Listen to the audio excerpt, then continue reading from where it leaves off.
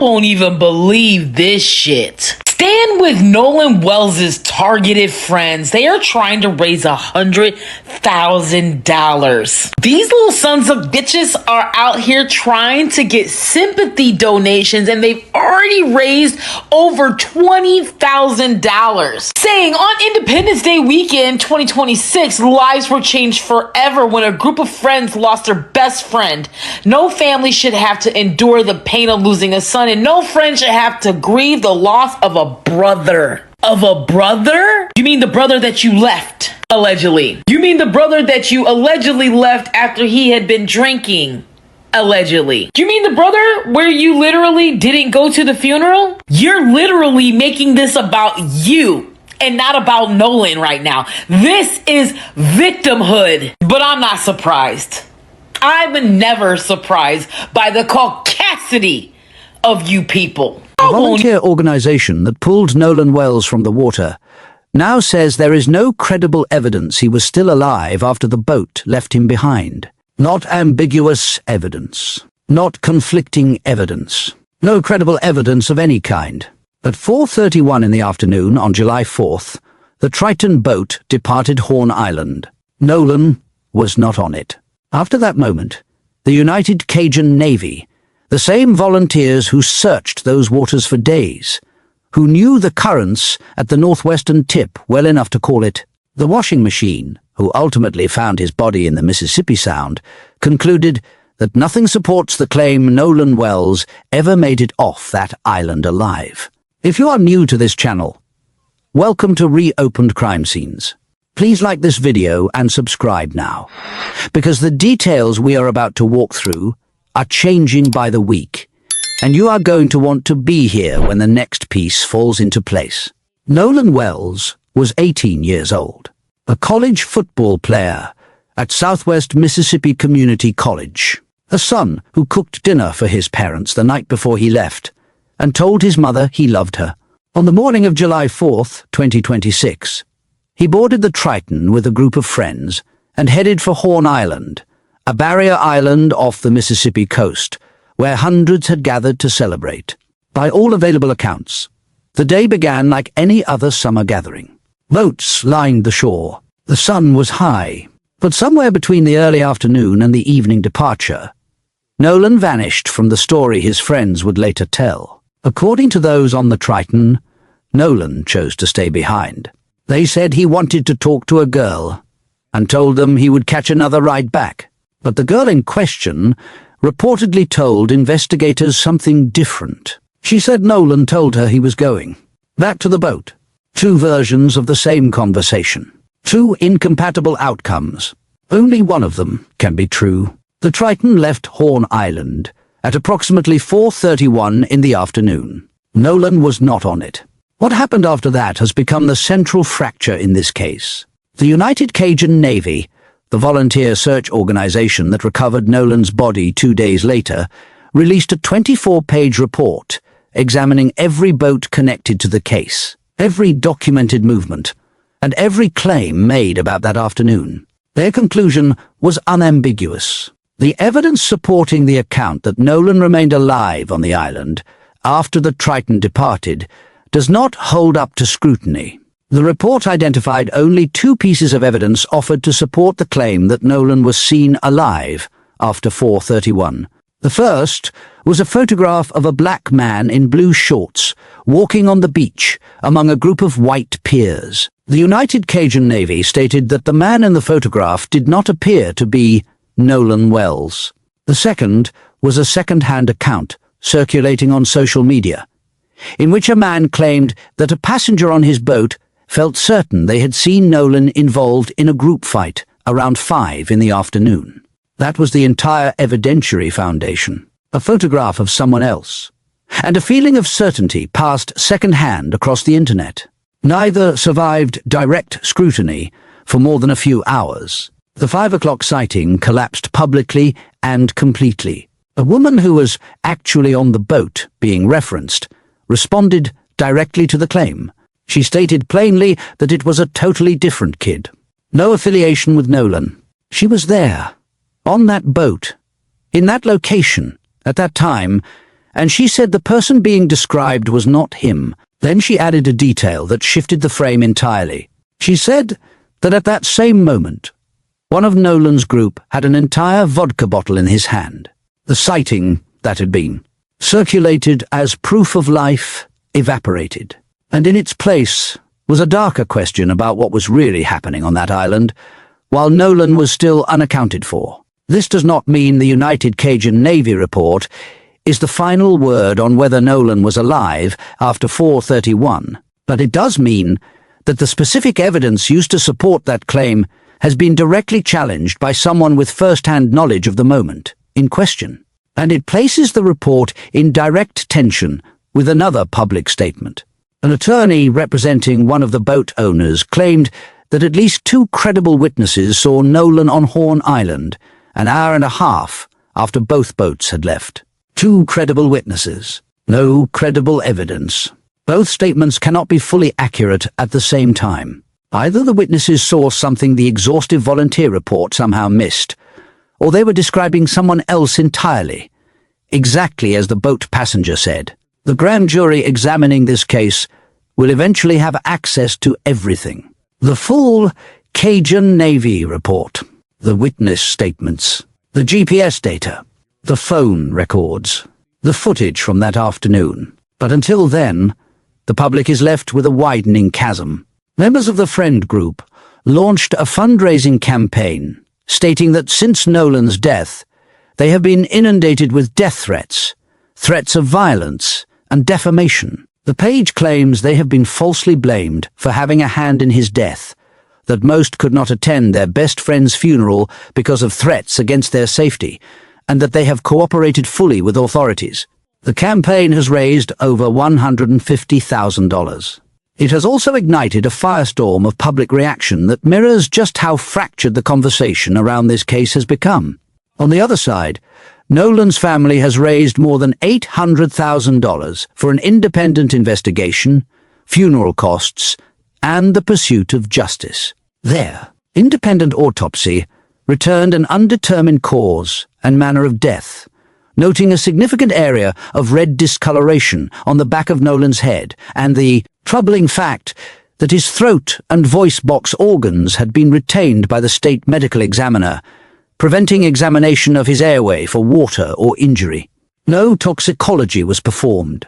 The date of death remains unknown. And around 4 o'clock that afternoon, before the Triton departed, a teen on the boat called Sea Tow to report the vessel was sinking. When the dispatcher asked if everyone was on board and in good health, the caller said yes, everyone was on board.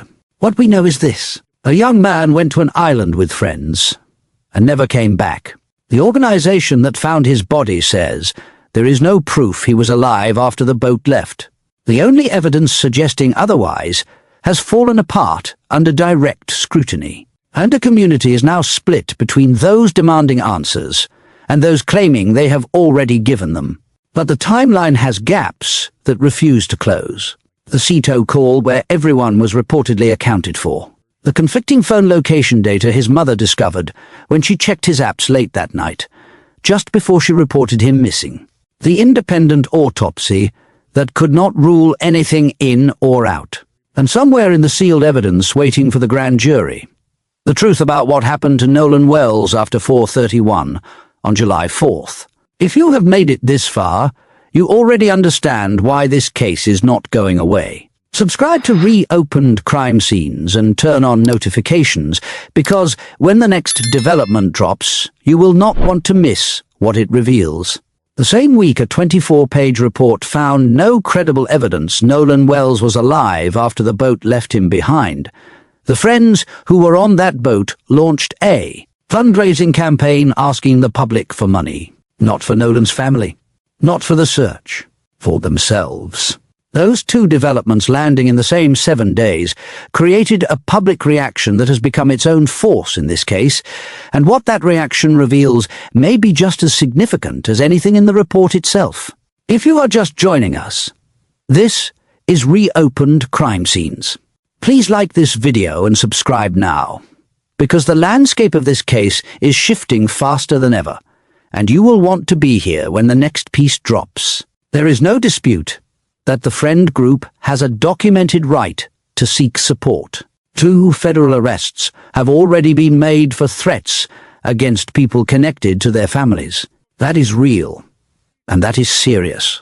But what is generating the strongest reaction is the timing and the framing. The person the report found no credible evidence of after 4:31 is the same person the fundraising page describes as their best friend and their brother. And the gap between those 2 framings is where the public outrage is living right now. A viral clip captured that anger with raw precision. Someone who has been following this case since July 4th put it directly. This is what white privilege is called. White privilege right here. They are not raising money for Nolan's family. They are not helping out. It is only about them. This is what they have been doing since day one. Protecting their own asses. That is all they care about. The clip went further, questioning why members of the friend group would appear on what was described as a racist podcast, instead of doing everything possible to find answers for the family. The emotion in that clip was not manufactured. It was the unfiltered voice of a community watching the same young men who came back without Nolan now raise 6 figures to protect themselves. Here is what the fundraising page confirms that is analytically significant beyond the controversy. Warren Hudson is named on that page. Jax Patelo is named. Morgan Seymour is named. Those are specific, identified members of the friend group publicly connected to the campaign. The page states they have provided an overwhelming number of witnesses accounting for their whereabouts. That specific claim is either accurate and will be reflected in what the grand jury hears when it examines every witness account, alongside every GPS record and phone record, or it is a characterization that the evidence will not support when that examination happens. A grand jury with subpoena power does not evaluate witness accounts based on how many there are. It evaluates them based on whether they are consistent with each other, and consistent with the objective machine records that exist independently of what any person chose to say. The photographic evidence tells its own story. A video recorded at 2:23 in the afternoon, confirmed by metadata, shows a young man in trunks matching those Nolan was photographed wearing earlier that day on what may have been the Mac Daddy boat. That places someone matching his description on the island before the 4:31 departure. Then there is the beach photograph, the United Cajun Navy, included as one of its 2 pieces of evidence for Nolan being seen after 4:31. The report identified it as not appearing to be Wells. 2 photographs, 2 different times. One potentially placing him there before the boat left, one failing to confirm his presence after it. Together they create a visual timeline consistent with the report's central finding. Nolan was on that island before 4:31, and there is no credible photographic evidence placing him there after it. But the absence goes deeper than 2 photographs. Horn Island on July 4th was packed. Hundreds of people were gathered on that beach with their phones out, documenting every moment of a major holiday afternoon. The viral photograph of Nolan that spread widely was from earlier in the day, and after 4:31, the United Cajun Navy's investigation found nothing credible to place him there. No photograph, no video, no Snapchat, no Instagram story, no piece of user-generated content from the hours after 4:31 has been publicly confirmed to show Nolan Wells on that island. That absence is not proof of what happened to him, but it is a specific forensic gap that investigators examining every piece of footage submitted to the Jackson County Sheriff's Office are specifically positioned to either fill or confirm. Now let me bring every confirmed thread together and state precisely where this case stands. The United Cajun Navy found no credible evidence Nolan was alive after 4:31. The 5 o'clock witness account was immediately and specifically challenged by a person on the actual boat referenced, who said it was a totally different kid with no affiliation to Nolan. The only two pieces of evidence the report could identify supporting the claim Nolan was alive after the Triton departed were a photograph that does not appear to be him and a second-hand account that has now been directly contradicted. The Friend Group fundraising page has raised over $150,000, while simultaneously generating the strongest public reaction this case has produced since the Ceto call audio surfaced. The grand jury process is still forming. The state autopsy is still sealed. The toxicology results from both examinations are still pending. A joint phone inspection with the FBI present is still being coordinated. And 5 platform subpoenas are still working through company response timelines. What remains claimed, but not yet confirmed? The 2 credible witnesses referenced by an attorney for one of the boat owners, who supposedly saw Nolan on the island an hour and a half after both boats left.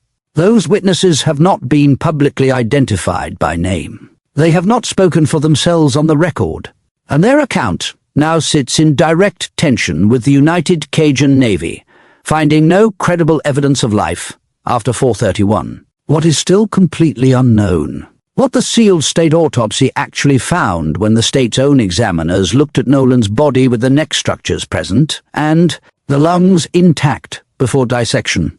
What the toxicology results will show about his actual condition at the time of death. What the Life 360 location data reveals about where Nolan's phone was during every moment of that afternoon. And whether any of the footage submitted by people who were on Horn Island that day places Nolan somewhere specific after 431 in a way the United Cajun Navy report could not find from its own examination. Nolan's father, Nolan Wells, described waking up every morning to what he called the biggest challenge he has ever had.